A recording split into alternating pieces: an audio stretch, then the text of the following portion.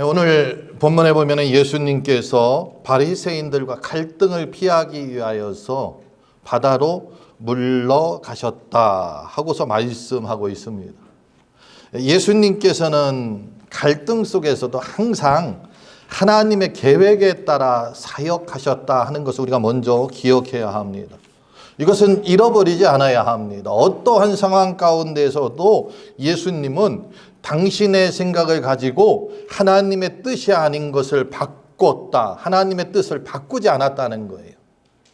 하나님의 뜻에 따라서 사역을 해나갔다는 것입니다. 그래서 오늘 말씀을 통해서 우리는 예수님께서 하신 사역과 그의 본질이 무엇인지 깊이 이해하고 저와 여러분이 어떻게 예수님을 바라보며 믿음의 삶을 살아갈지 은혜 받는 귀한 시간 되기를 간절히 소원합니다. 오늘 본문에 예수님은 초기 갈릴리 사역을 요약하고 이제 하나의 전환점을 맞이하는 그러한 상황입니다. 이때에 오늘 본문을 통해서 예수님의 그 명성, 그래서 이름, 그리고 예수님의 능력, 그리고 예수님이 하신 경고를 하나하나 살펴보면서 우리가 어떻게 예수님을 바라보아야 하는지, 어떻게 예수님을 따라가야 하는지, 예수님의 마음을 이해해야 하는지, 그리고 이것을 어떻게 우리의 삶에 적용해야 하는지 같이 살펴보면서 도전받는 복된 시간 되시기를 주의 이름으로 축복합니다. 먼저 우리 7절 말씀, 3장 7절 말씀을 같이 읽겠습니다. 함께 읽습니다. 예수께서 제자들과 함께 바다로 물러가시니 갈릴리에서 큰 무리가 따르며 아멘. 여기 보니까 예수님께서 제자들과 함께 바다로 물러가셨다 말씀하고 있습니다. 여러 가지 이유가 있겠죠. 특별히 바리새인들은 예수님을 죽이기 위해서 열심히 노력했던 사람들입니다. 이 앞절까지 살펴보면 그들은 어떻게 해서든지 예수님을 모략하고 예수님을 죽이기 위하여서 예수님의 흠집을 찾아내기 위해서 노력했던 사람들입니다. 이 바리새인들은 자신들의 힘으로 어려우니까 헤롯 당원들과 함께 모의하여서 음모를 꾸몄지요. 예수님은 그 음모를 아셨습니다. 그래서 갈릴리 바다로 물러가신 것입니다. 크게 여기는 두 가지 이유가 있습니다. 그 바리새인들이 두려워서 물러가신 것이 아니고 아직 때가 안 되었기 때문에 그렇습니다. 우리가 이미 잘 알고 있다시피 예수님께서 십자가를 지실 때에 예수님은 내 뜻대로 마옵시고 아버지의 뜻대로 되기를 원합니다 하고서 십자가를 지신 분이에요. 그런데 이때 그 바리새인들의 음모, 헤롯 당원들의 음모가 두려워서 물러간 것이 아니고 때가 되지 않았기 때문에 그렇다는 거예요. 그리고 또 한 가지 살펴보면 제자들을 더 보호하고 그들이 성장하기를 기다리기 위해서 그리하였다. 이렇게 볼 수가 있습니다. 이미 당시 예수님은 여러 명의 제자들이 있었습니다. 우리가 성경을 통해서 확인해 볼 수 있는 사람들만 해도 베드로와 안드레, 야고보, 요한, 그리고 세리였던 레위, 마태가 있죠. 그리고 빌립과 바돌로메라고 하는 나다나엘도 있었습니다. 이러한 제자들이 더 성장해야 됐다는 거예요. 그들은 예수님을 따라다니면서 예수님의 가르침을 받고 예수님이 행하신 모든 표적과 이적을 직접 그들은 보았습니다. 예수님과 함께 사역을 했기 때문에 사역의 경험이 있습니다. 그럼에도 불구하고 아직 그들의 신앙이 약했던 거예요. 더 성장하기를 주님께서는 기다리고 계셨습니다. 그런데 이때에 보니까 예수님의 명성을 듣고 사람들이 많이 모여들었다. 성경이 이렇게 말하고 있습니다. 우리가 3장 7절에서 보니까 갈릴리에서 사람들이 따라왔다. 갈릴리를 다니면서 사역을 했더니 가는 곳마다 예수님이 가시는 곳마다 말씀의 가르침을 받은 사람들이 그 말씀을 더 듣기 위해서 따라왔습니다. 예수님 가시는 곳마다 병자들이 찾아와서 병의 고침을 받았어요. 고침받은 사람들이 감사해서 따라왔고요. 어떠한 사람들은 고침받는 사람을 보고 나도 고침받기 위해서 따라왔고요. 그런가 하면 어떤 사람은 소문을 들었는데 예수님이 병을 고치더라 따라온 사람들도 있었을 것입니다. 역시 어쨌든 간에 많은 무리들이 따라왔다 하고 말씀하고 있어요. 그리고 8절에 보니까 뭐라고 말씀하는 줄이 함께 읽겠습니다. 같이 읽습니다. 유대와 예루살렘과 이두메와 요단강 건너편과 또 드로와 시돈 근처에서 많은 무리가 그가 하신 큰 일을 듣고 나온지라. 아멘. 이 갈릴리라는 것은 유대인들이 사는 곳입니다. 아브라함의 후손들이 사는 곳이었어요. 그들이 따라왔죠. 그 다음 어디라고 말하고 있냐면 유대와 예루살렘이라고 말하고 있어요. 유대는 예루살렘을 포함한 그 남쪽을 이야기하고 있습니다. 이 예루살렘은 이스라엘의 수도입니다. 이곳에도 역시 유대인들이 살고 있습니다. 유대인들이 하나님의 말씀을 전하는 예수님의 그 말씀을 듣고 이가 메시아인가 혹 그런가 하고서 따라 나왔겠죠. 그런데 거기서뿐만 아니라 이두메라고 말하고 있습니다. 이 이두메는 구약 성경에 에돔이라고 이야기한 그러한 지역을 이야기하고 있습니다. 이 에돔이라는 지역을 헬라어로 바꿀 때에 이두메라는 그러한 이두메로 이렇게 바꿔서 사용한 것입니다. 이것은 유다보다 더 남쪽에 있는 곳입니다. 이곳은 유대인만 사는 곳이 아니었어요. 이방인도 섞여 있었습니다. 그러므로 예수님을 따라오는 사람들 가운데 이방인도 섞여 있을 가능성이 있다는 것입니다. 그리고 요단강 건너편이라고 말하고 있습니다. 요단강 건너라는 것은 요단강 동편을 이야기합니다. 베레아 지역이라고 성경에는 그렇게 많이 나와 있지 않습니다. 그런데 이 유대의 역사가였던 요세푸스의 글을 보면 이 베레아 지역에 대해서 많이 나와 있는데 여기도 역시 이방인들과 유대인들이 섞여 살고 있습니다. 함께 사는 지역입니다.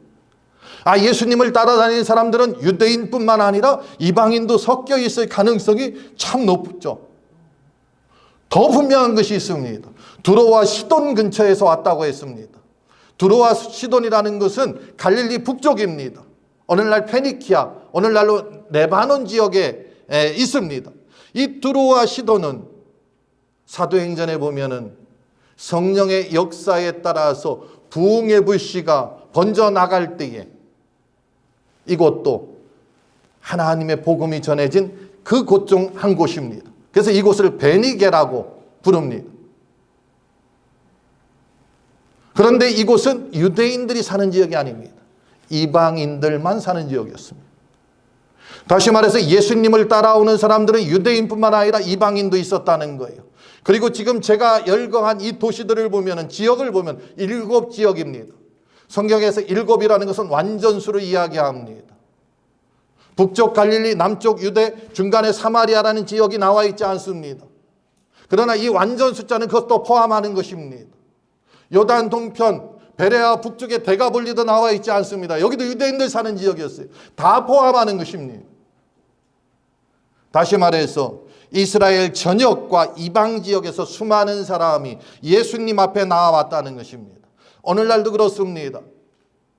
수많은 사람들이 예수님 앞에 나옵니다. 예수님을 알고 있는 사람만 나오는 것이 아니라 때로는 알지 못하지만 함께 나오는 사람들이 있습니다. 우리의 예배에도 그렇습니다. 예수를 잘 믿는 사람만 예배 드리는 것이 아닙니다. 어떠한 경우는 그날 처음 나온 사람도 있을 수가 있습니다. 어떠한 때는 그날 처음 나오지 않았지만 아직 예수님을 영접하지 않은 사람이 있을 수도 있다는 거예요. 예수님의 이름으로 많은 사람들이 옵니다. 보세요. 이 지역에서도 예수님을 목격한 사람들이 다시 주님의 능력을 보고자 나왔고 주님의 말씀을 듣고자 나왔고 어떠한 사람은 주님의 그 역사를 그 표적을 보지는 못했지만 목격하지는 못했지만 소문을 듣고 믿음으로 나온 사람도 있고요. 듣고 그것을 확인하러 나온 사람도 있고요. 바리새인처럼 예수님의 약점을 찾으려고 나온 사람도 있습니다.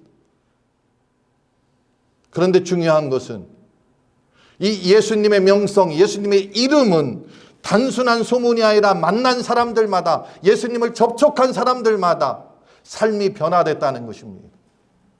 이게 중요합니다. 우리가 예배에 참여하는 것이 목적이 되고 목표가 되어서는 안 된다는 것입니다. 예배에 참여하는 것은 도구가 되어야 합니다. 우리의 목표는 무엇이냐? 예배 가운데 역사하는 예수 그리스도를 만나고 우리의 삶이 변화되어야 한다는 것입니다. 예수님의 사역은 바로 그것에 기초하였습니다. 가르치시고 치유하시고 기적을 행하셨지만 이적에 그친 것이 아니라 그걸 통해서 사람들의 변화를 이끌었다는 것입니다. 오늘 우리에게 주시는 말씀도 그렇습니다. 당시 예수님의 그런 사역들이 사람들에게 희망을 주었고 예수님께 나오게 만들었듯이 오늘 우리는 예수님과 접촉하고 만남으로 인해서 내 삶이 변화되어서 내 삶에 기쁨이 있고 나를 통하여서 많은 사람들이 예수님 앞에 나오게 해야 한다는 것입니다. 그러기 위해서는 우리는 예수의 이름의 능력을 우리는 믿어야 합니다. 그리고 그분의 사랑 안에서 참된 회복을 이루어야 합니다. 영적인 회복, 정신적인 회복, 육체적인 회복, 이 모든 회복을 우리가 경험하며 나아갈 때에 우리 주변에 많은 사람들에게 우리는 예수님을 증거하는 삶을 살 수가 있습니다. 예수님 당시에는 의료기술이 많이 발달하지 않았습니다. 그러므로 각종 병으로 인하여서 고통당하는 사람들이 아주 많이 있었습니다. 이들의 소원은 전부 다 병이 낫기를 원하는 것이었습니다. 그들은 꿈에도 소원이 병이 낫는 건데 예수의 소문을 듣고 왔다는 거예요. 오늘날 우리의 병은 어떤 병입니까? 물론 우리가 육체적인 질고가 있습니다. 병명도 여러 가지로 각종 질고가 있습니다. 그러나 더 큰 병이 있습니다. 이 세상이 죽어가는 병이 있습니다. 그는 불신이고 믿지 않는 것입니다. 지옥을 향해서 가고 있는 그런 병이 있다는 거예요. 이것을 고치시는 그 예수님 앞에 우리도 나와야 한다는 것입니다. 9절 말씀 우리 함께 읽겠습니다. 같이 읽습니다. 예수께서 무리가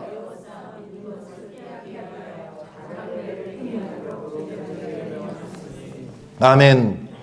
무리가 예수를 애워싸 민다는 것입니다. 왜 밀까요? 예수님을 만지기 위해서. 예수님께서 만져주시기를 소원하면서. 그런데 여기에 두 부류가 나옵니다. 한 부류는 무리입니다. 한 부류는 제자들입니다.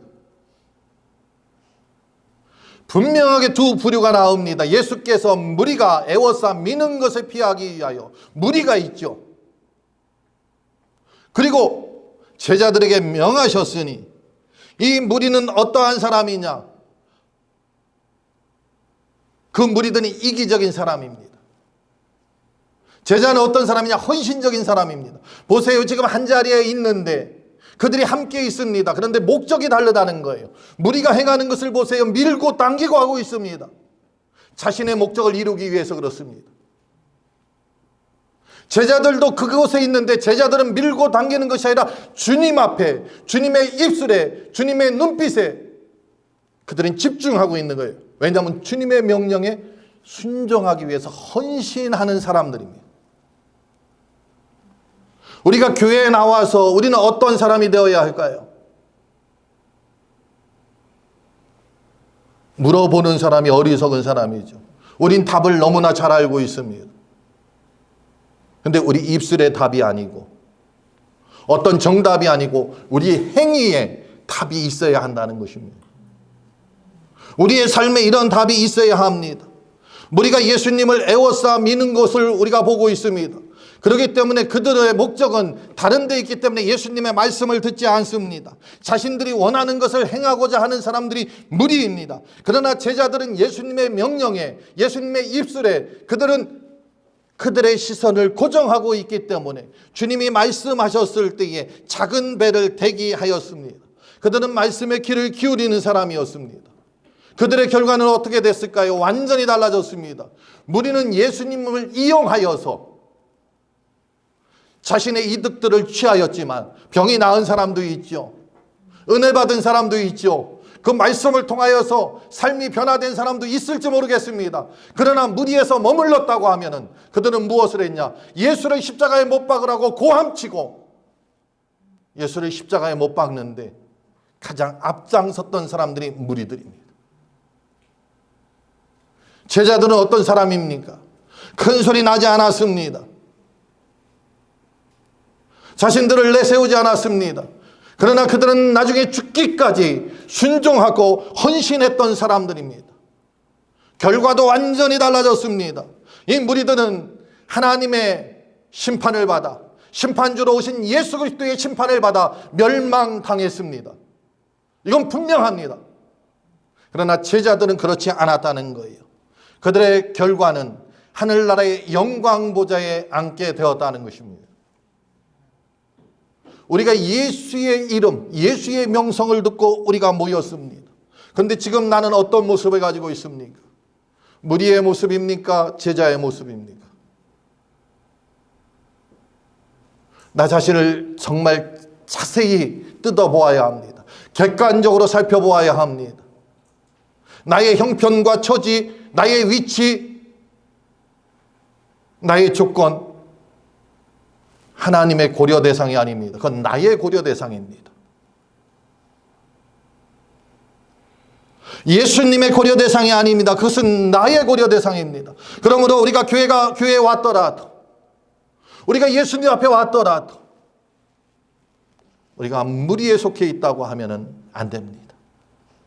제자의 모습을 보여주어야 할 줄 믿습니다. 이 예수님을 따르던 이 무리들은 예수님의 이름을 듣고 쫓아온 것뿐만 아니라 예수님의 능력도 보았습니다.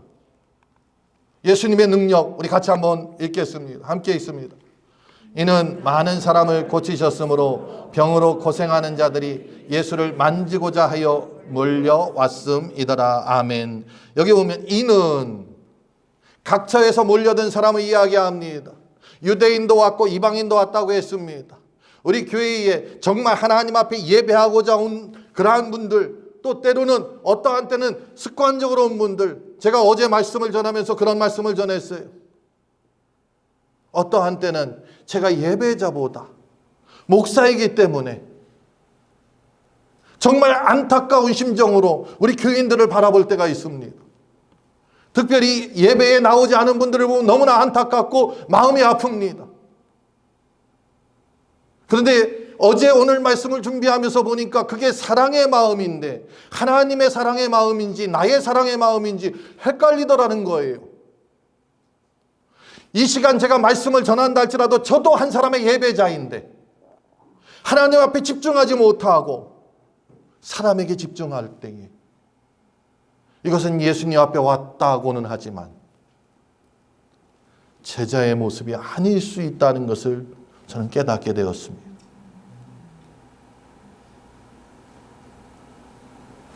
오늘 이 이는이라는 것은 그 온 사람들의 그 무리를 이야기합니다. 그들의 이유를 나타내는데 그것은 무엇이냐? 병을 고치는 능력을 보았기 때문에 그렇다는 것입니다. 예수님의 사역의 중심에는 항상 능력이 나타났습니다.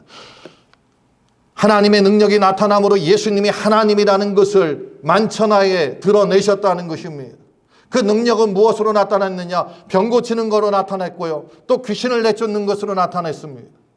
오늘 본문도 병을 고치는 그러한 장면을 우리는 보게 됩니다. 주님 앞에 오는 사람들은 어떠한 병이든지 모든 병 그리고 모든 약함을 고치시는 능력이 있었습니다. 때로는 예수님이 만져서 고쳐주셨고요. 때로는 사람이 와서 예수님을 만짐으로 고침도 받았습니다. 여러분, 우리가 해결하지 못한 문제가 있습니까? 주님께서 해결해 주십니다. 그러나 때로는 천국은 침노하는 자의 것이라고 우리가 하나님 앞에 부르짖음으로 나아갈 때에 하나님께서 우리를 긍휼히 여기시고 그 문제를 해결해 주시기도 합니다. 그래서 주님의 만지심을 받은 사람들, 그들은 병을 고쳤습니다. 그런데 이 병이 육체의 어떠한 그 치유를 넘어서 영혼까지 회복되는 역사가 성경 곳곳에는 나타나고 있습니다. 병을 고친 그러한 분들을 보세요. 베드로의 장모의 열병을 주님께서는 고쳐주셨습니다. 38년 동안 혈루병으로 고통당하는 그 여인의 병을 고쳐주셨습니다. 중풍병으로 고통하는 환자를 치유해 주셨고요. 나병으로 고통받는 사람을 깨끗하게 하셨습니다. 수가성에 가서는 그가 육신은 멀쩡했지만 마음이 병들고 정신이 병들었던 여인의 병을 고쳐주셨습니다. 그런데 단순히 그 눈에 보이는 육신의 질고만 치료해 준 것이 아니라는 거예요. 창조의 능력을 가지신 예수님, 하나님이신 예수님께서는 그들을 새롭게 변화시켰다는 거예요. 나병이라는 것은 우리가 잘 알다시피 옛날에 문둥병이라고 했잖아요. 그래서 살이 문드러지고 떨어져 나갑니다. 그걸 고치기 위해서는 어떻게 했을까요? 떨어져 나간 부분이 새롭게 창조되었다는 거예요. 이건 회복이 아닙니다. 떨어져 나간 것은 회복이 아니라 붙으려면 창조되어야 하는 것입니다. 주님의 역사는 이렇게 일어났습니다. 중풍병자는 어떻게 됐습니까? 어딘지 힘줄이 끊어졌고 망가진 거죠. 그걸 바꿔주신 것입니다. 새로운 힘줄을 주시고 새로운 뼈를 주셨습니다. 이걸 통하여서 새롭게 창조한 것입니다. 병만 고친 것이 아닙니다. 11절에 보니까 귀신을 쫓아냈다 하고 말씀하고 있습니다. 함께 읽습니다. 더러운 귀신들도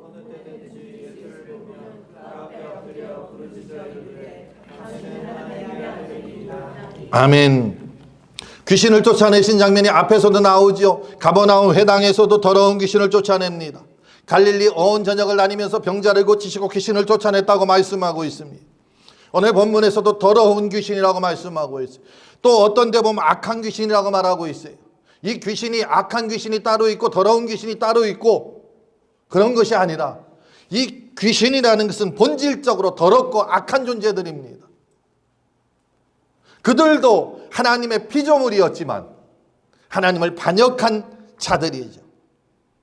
그래서 그 우두머리를 우린 사탄 마귀라고 하고 그 쫄개들을 귀신이다 이렇게 표현을 합니다.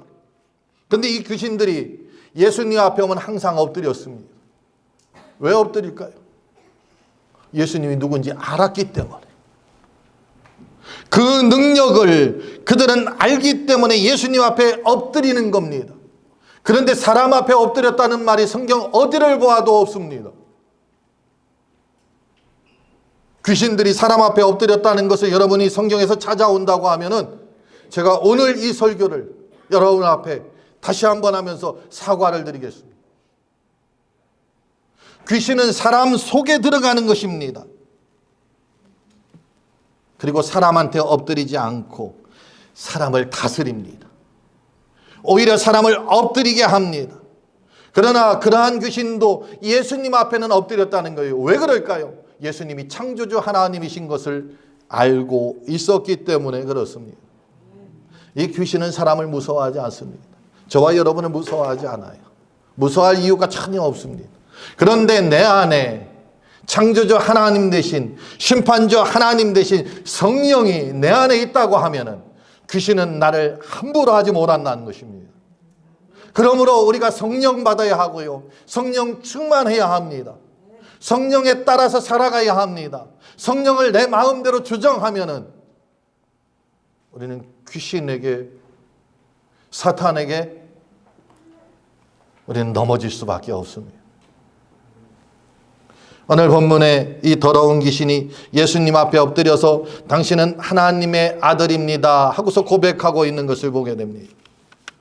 예수님은 육신의 세계뿐만 아니라 영의 세계 모든 것을 다스리고 있는 것을 또 이 말씀으로 우리는 알 수가 있습니다.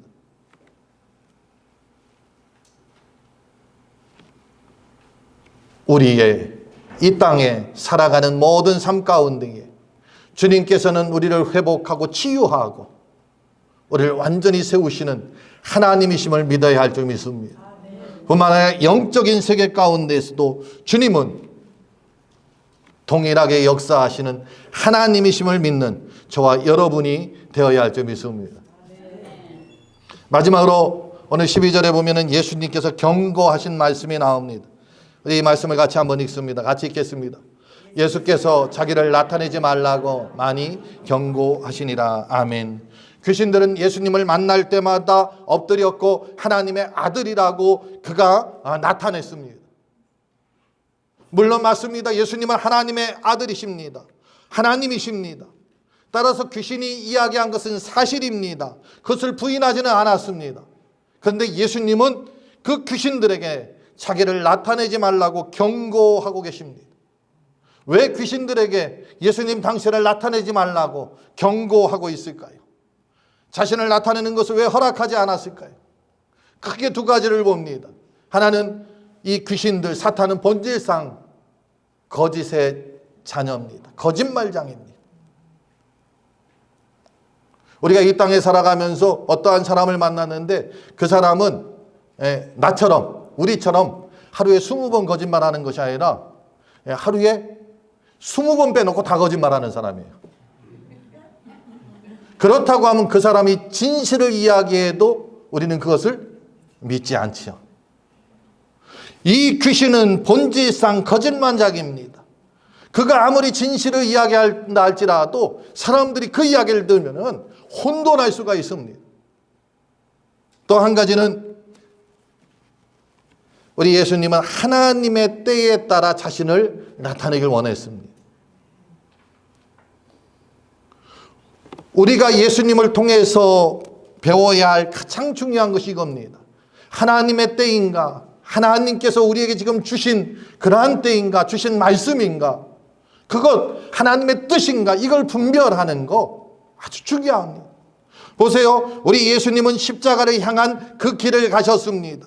그분은 하나님의 계획에 따라 조금도 빈틈없이, 흔들림 없이, 빠짐없이 그 길을 가셨다는 거예요. 그런데 귀신이 나타나서 예수님이 하나님의 아들임을 자꾸 드러내면은 하나님의 때가 되지 않았음에도 불구하고 이 문제가 생길 수가 있잖아요.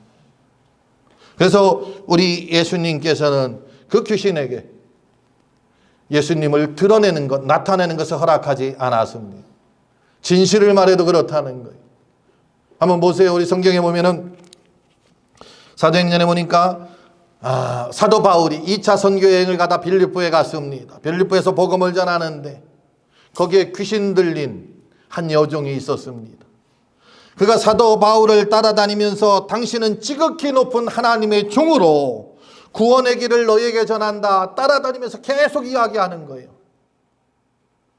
그때에 이 사도 바울은 그가 하는 말이 진리임에도 불구하고 진실임에도 불구하고 그를 내버려 두지 않고 오히려 그 소녀의 병을 고쳐주고 귀신이 말하는 것을 막아버렸다는 것입니다. 동일한 것입니다.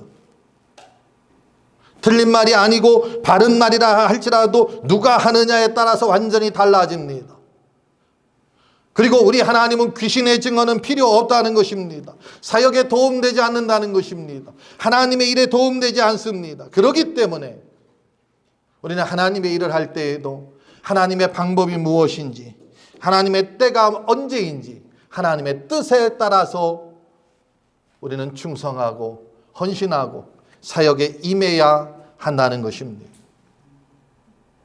오늘 말씀을 종합해 보면 예수님의 사역은 단지 기적이나 치유로 끝난 것이 아니었습니다. 예수님의 사역은 항상 십자가를 통한 구속과 부활의 승리하고 연결이 되어 있었다는 것입니다. 치유의 역사도 귀신을 쫓아내는 역사도 결국 그 일을 향한 그 과정이라는 것을 우리는 분명히 기억해야 합니다. 우리가 오늘날 이 땅에 살아가면서 주님의 말씀을 듣고 그 말씀에 순종하고 나아가는 것도 거기에 목표만 두는 것이 아니라 주의 복음이 땅끝까지 전파되고 온 세계가 구원받고 하나님 앞에 영광 돌리는 것을 목표로 해야 될 줄 믿습니다. 그때 우리의 헌신과 우리의 희생이 하나님이 기뻐 받으시는 그런 헌신과 희생이 될 줄 믿습니다. 예수님은 나의 주님이시고 나의 하나님이라는 고백이 저와 여러분의 입술 가운데에 날마다 풍성하게 나타나기를 주의 이름으로 축복합니다.